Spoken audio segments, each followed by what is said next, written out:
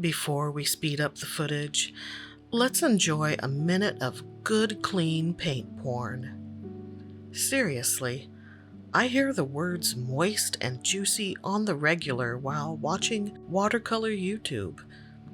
Some people are turned off by those words, but I think we painters get a pass because, with wet mediums, viscosity is a thing. Also, we're a dirty bunch.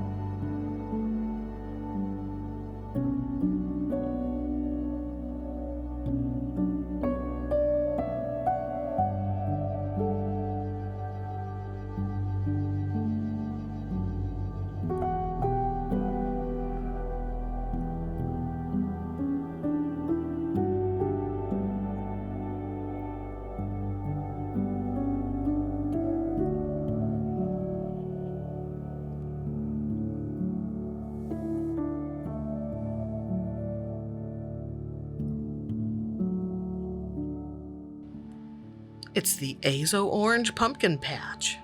That's right, I'm a big fall fanatic and eager to jump into full autumnal anticipation mode.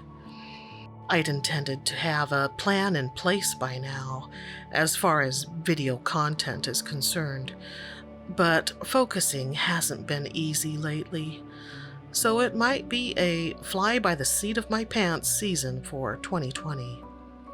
But I'm feeling good about getting this piece done. I mean, is there anything more fallish than pumpkins? Especially in yellow, orange, brown, and green hues. You can see a swatching of Azo Orange in its pure form near the end of this video. I was so excited about painting pumpkins that I didn't think to do it until then. And moving that part to the beginning would have looked weird with all of that filthy-looking water.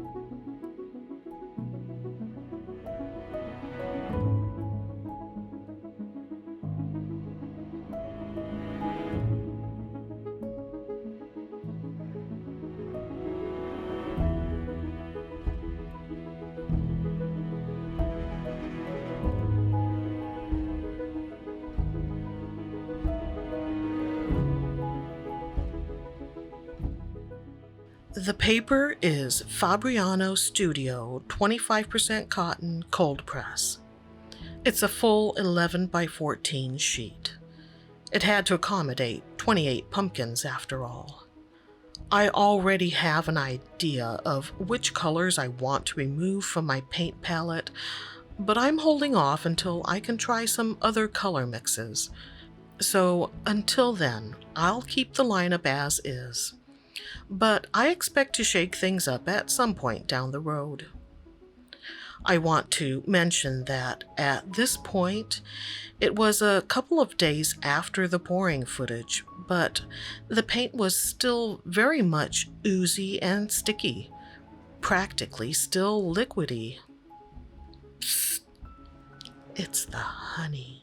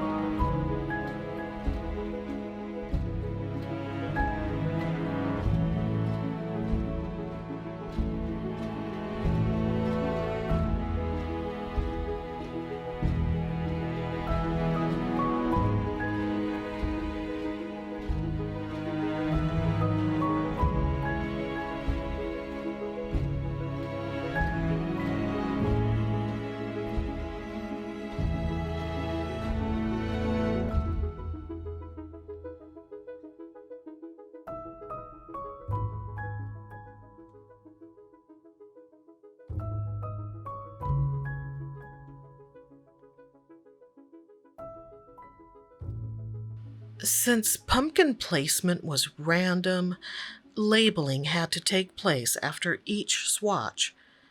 There was no way I'd remember which was which if I'd waited. If this were a sheet of the more textured Arches cold press, my Sharpie pen fine or my bullet tip Faber-Castell would have been called for. But on this Fabriano Studio cold press, an 08 Pigma Micron worked fine, especially since in-your-face color names was not a look I was going for.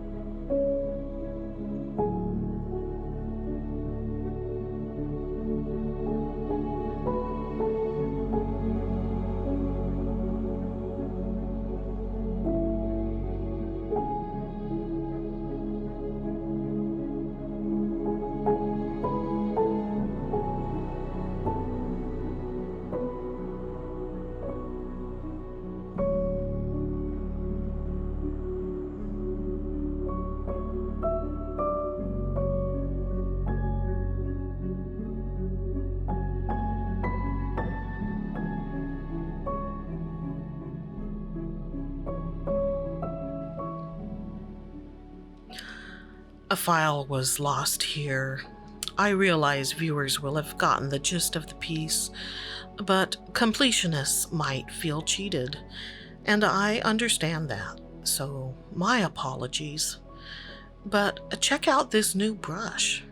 It's a Princeton Neptune Zero Round, and it worked very well for the brushed ink line work.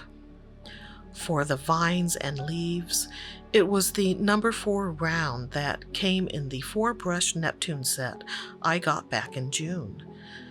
There were 3 water containers to the right, and I wished I'd had a 4th. My ideal art studio would have a counter with a sink. It would also have a safe stuffed with cash. That 48 color deluxe Schminke Horadam set isn't going to buy itself.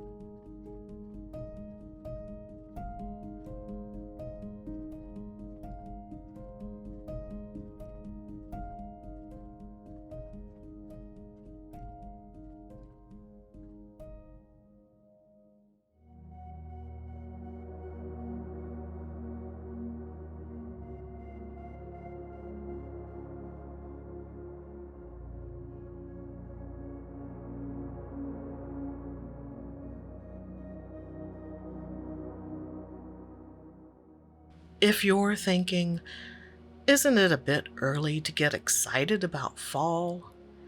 Then you probably haven't noticed the Halloween merch that's been popping up in stores for the past couple of weeks, or the Spirit Halloween pop-up stores which are now open, or the swatching videos for the new fall 2020 releases in nail polish, or you're just a non-fall fiend, also known as a normal.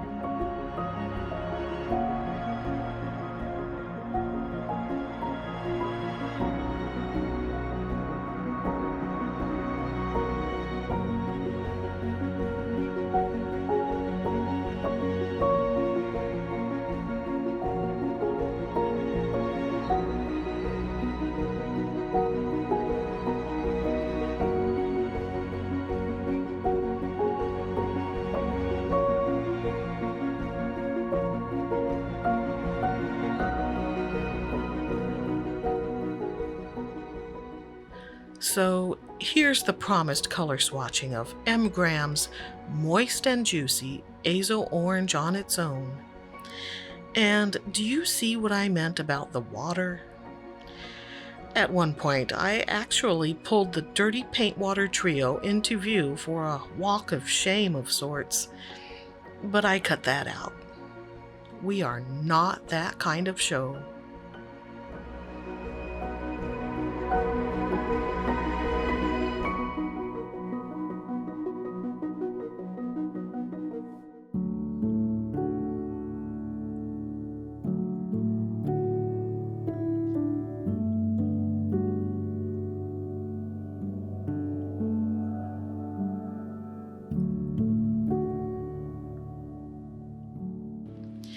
Yep, I love fall colors.